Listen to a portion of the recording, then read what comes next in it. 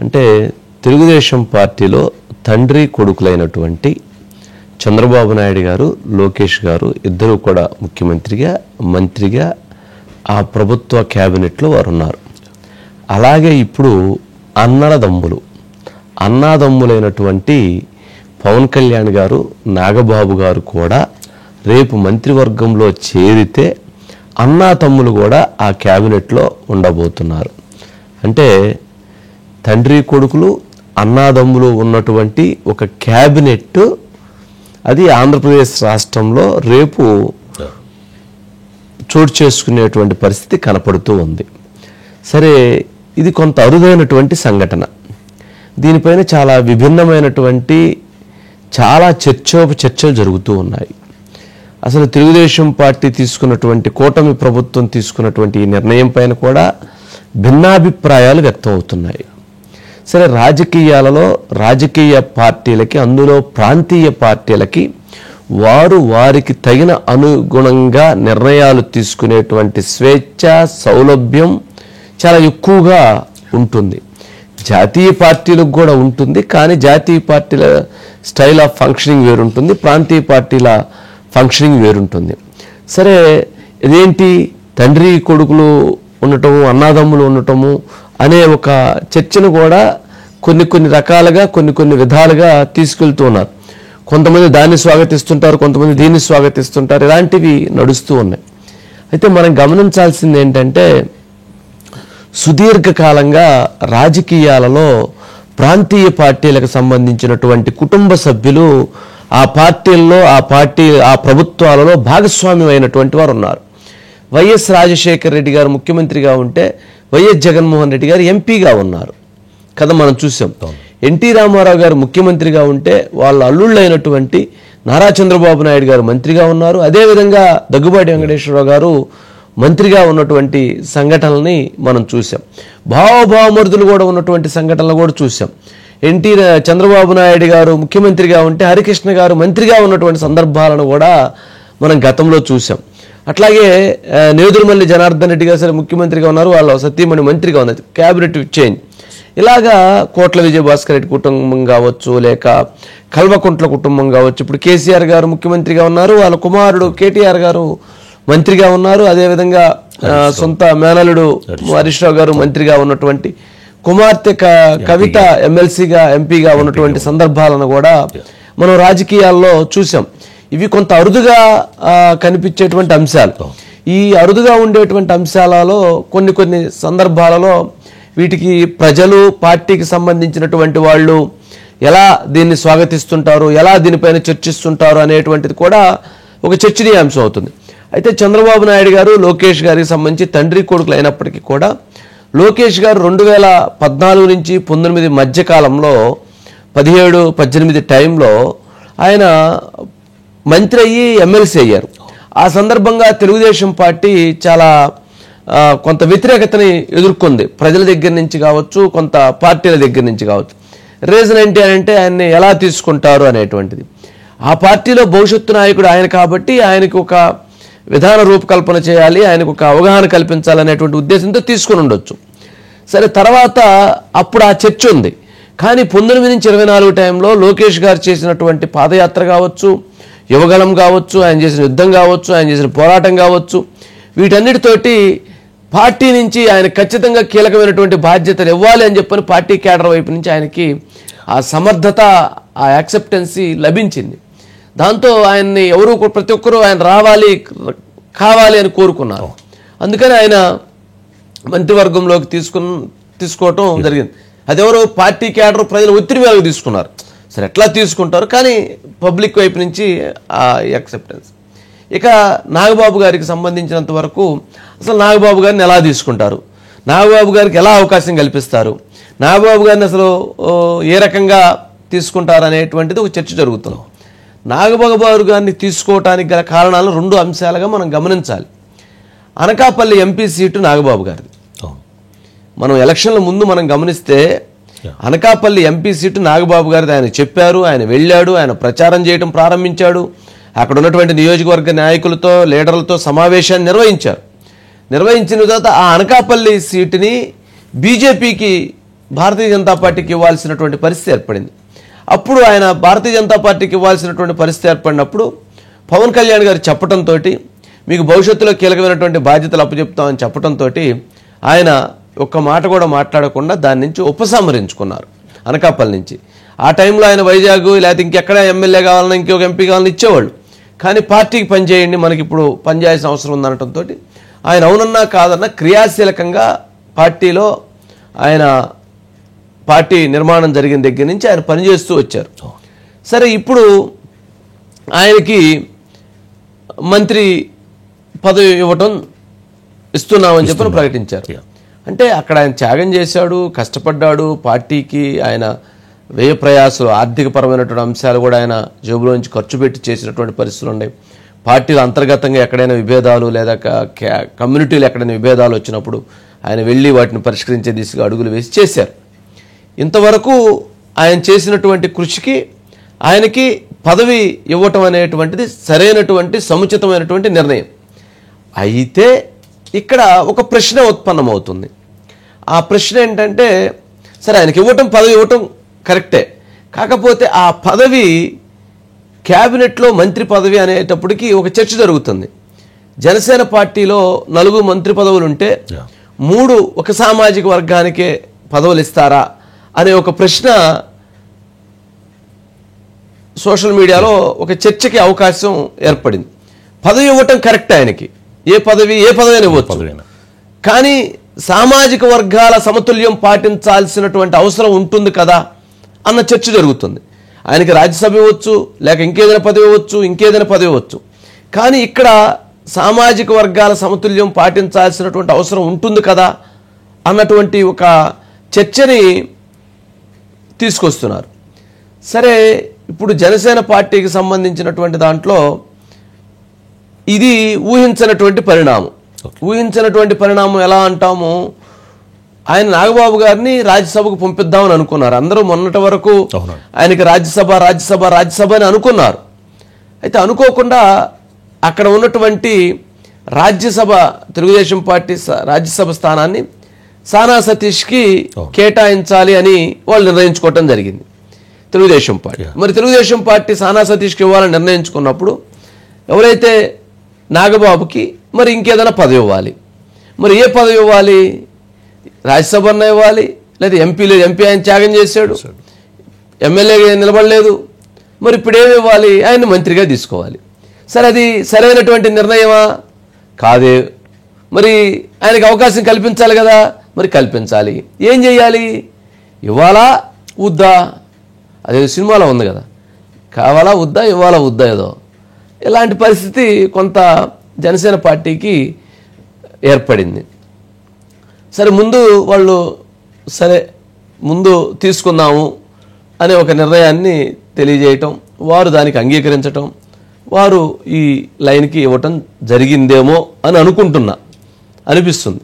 అయితే ఇక్కడ నాగబాబు గారిని అలా తీసుకోవటం సరైనటువంటి సమంజసమైనటువంటి నిర్ణయమా, అవునా కాదా, మంత్రి పదవి ఇవ్వటం ఎంతవరకు కరెక్టు, ఎంతవరకు కరెక్ట్ కాదు అని అంటే, ఒక అంశంలో ఆయన పనిచేసినందుకు, ఆయన త్యాగం చేసినందుకు ఆయనకి ఇవ్వటం అనేటువంటిది కరెక్టు.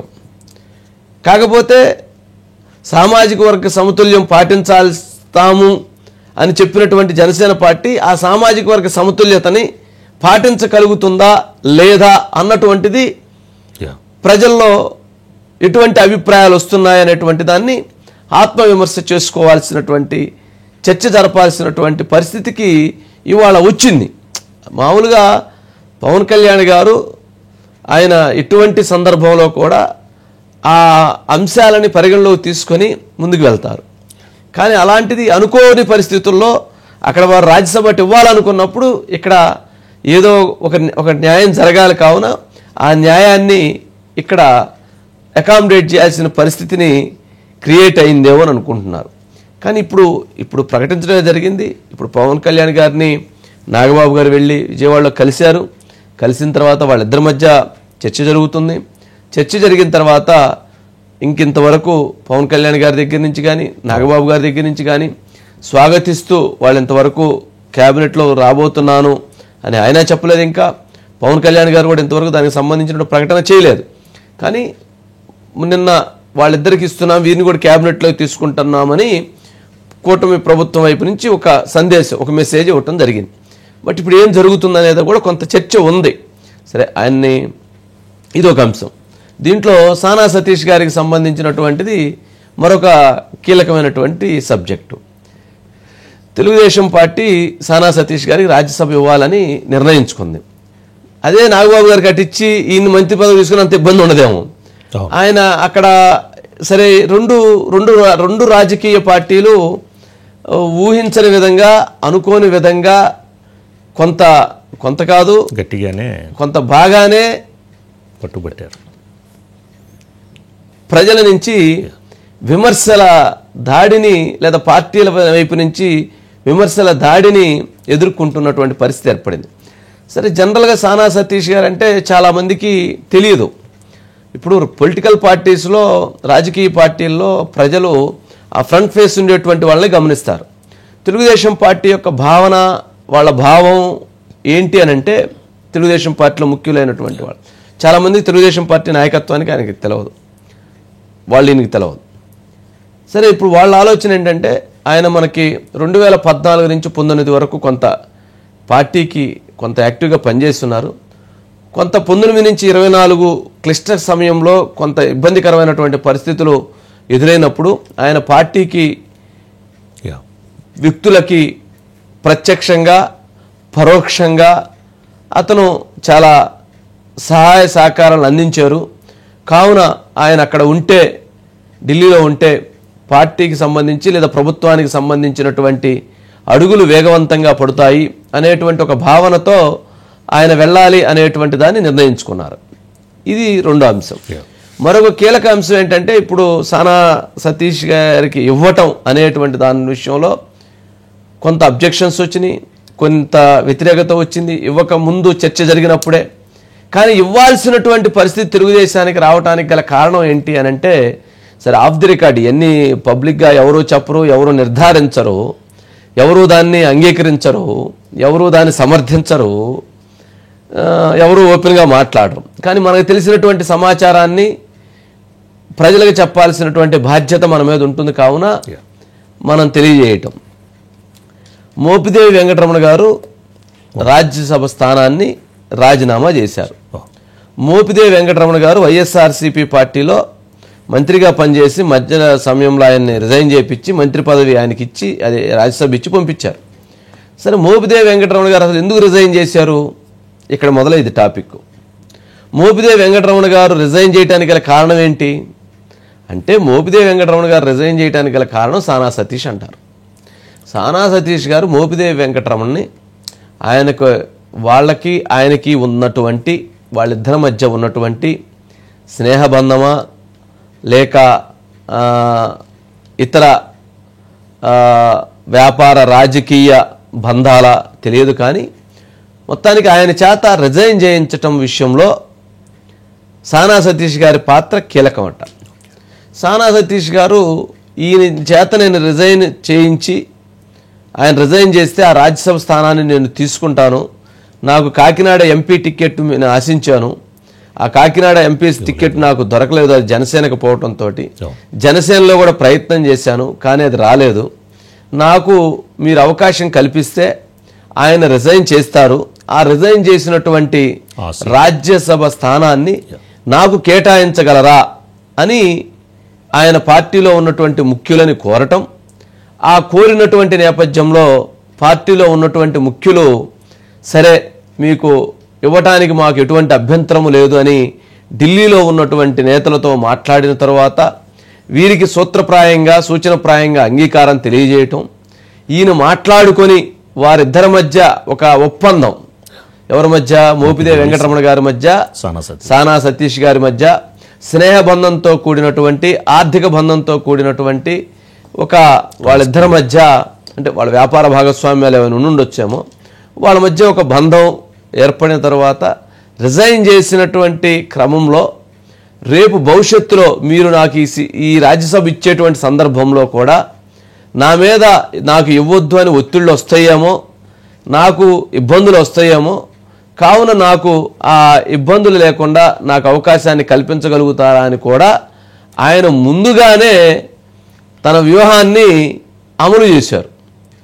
అమలు చేయటంతో దానికి లేదు మీకు మాట ఇస్తున్నామని వారు మాట ఇవ్వటం, ఆ మాట ఇచ్చినటువంటి నేపథ్యంలో ఇప్పుడు ఎవరైనా ఏమైనా చెప్పినా కానీ నాకు మాట ఇచ్చారు కదా అనేటువంటిది ఆయన అడగటం, ఈ సంక్లిష్టమైనటువంటి పరిస్థితిని మొత్తానికి పార్టీ ప్రభుత్వం ఎదుర్కోవటం జరిగింది. సరే, ఎట్టకేలకి ఆయన మోపిదేవి వెంకటరమణ గారి చేత రిజైన్ చేయించి ఆయనతోటి మాట్లాడుకొని ఆయన చేసుకొని ఆయన తీసుకుంటున్నారు కాబట్టి అది ఆయనకి ఇవ్వటం అనేటువంటిది సమంజసమైనటువంటి ఒక నిర్ణయంగా భావించి అడుగులు వేయటం జరిగింది.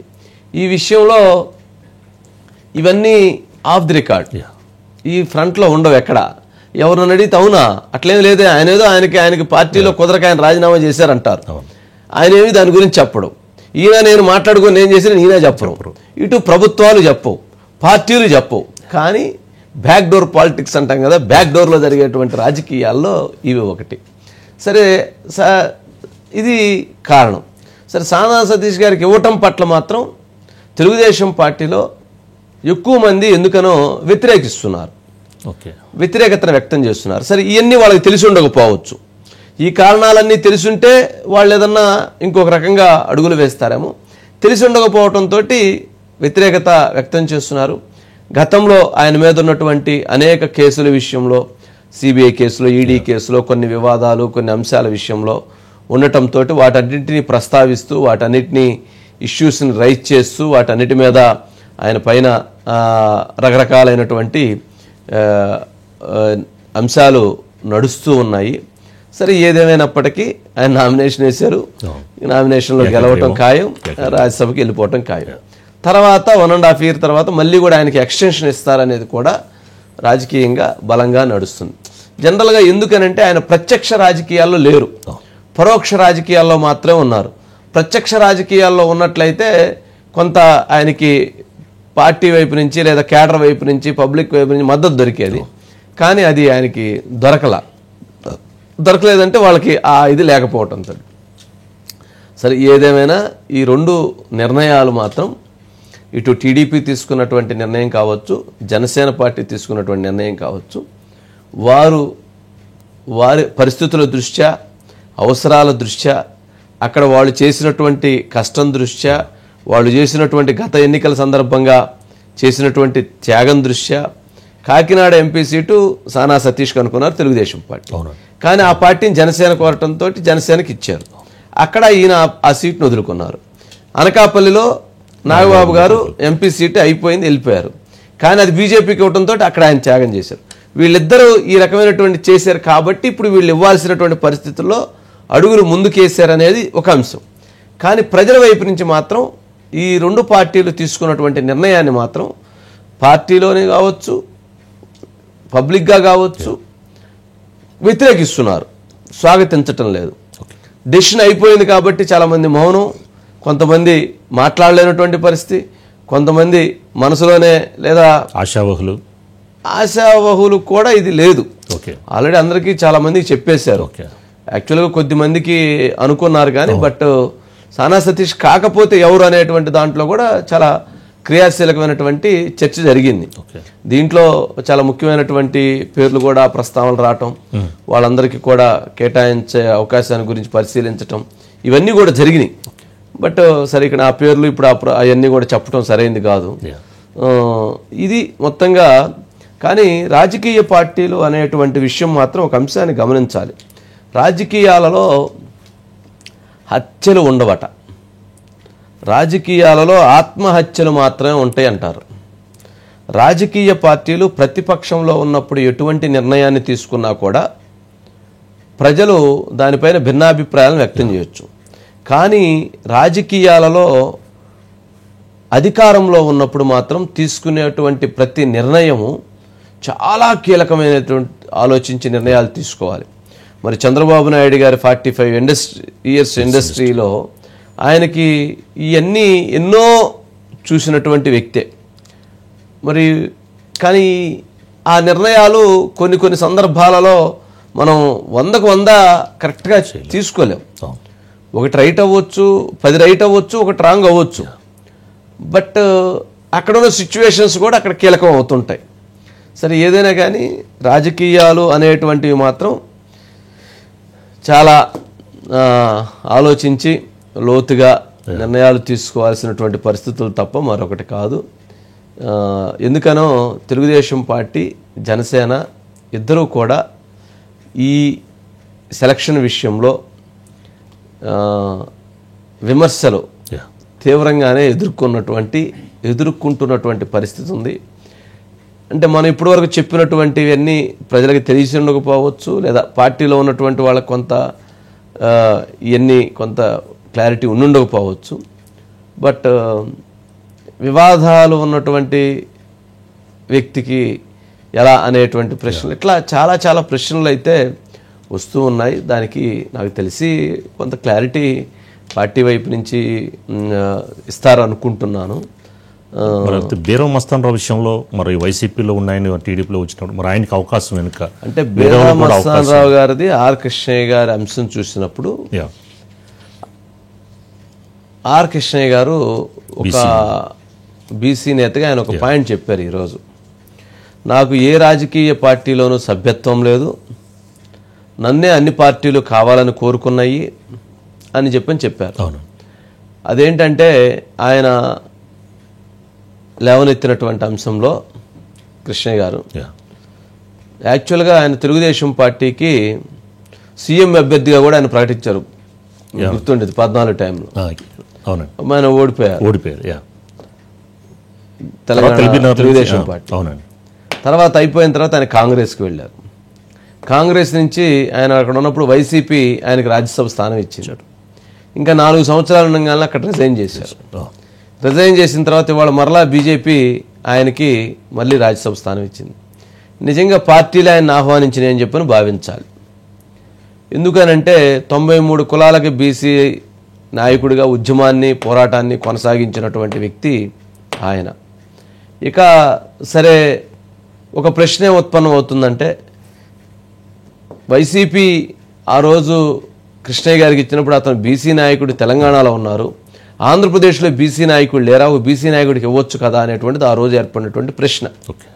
మరి ఈ రోజు కూడా భారతీయ జనతా పార్టీ కూడా మరి ఆంధ్రప్రదేశ్లో ఎటువంటి బీసీ నాయకుడు లేడు అనేటువంటి ఉద్దేశంతో మరి కృష్ణయ్య గారికి ఇవ్వటం జరిగింది.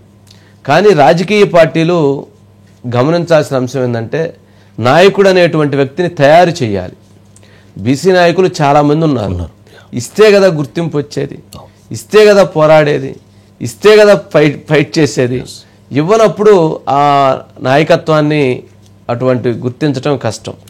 కానీ 2 తెలుగు రాష్ట్రాల్లో బీసీ నాయకుడు అంటే, బీసీ ఉద్యమ పోరాట వ్యక్తి అని అంటే ఫైట్ చేసినటువంటిది మాత్రం కృష్ణయ్య గారు.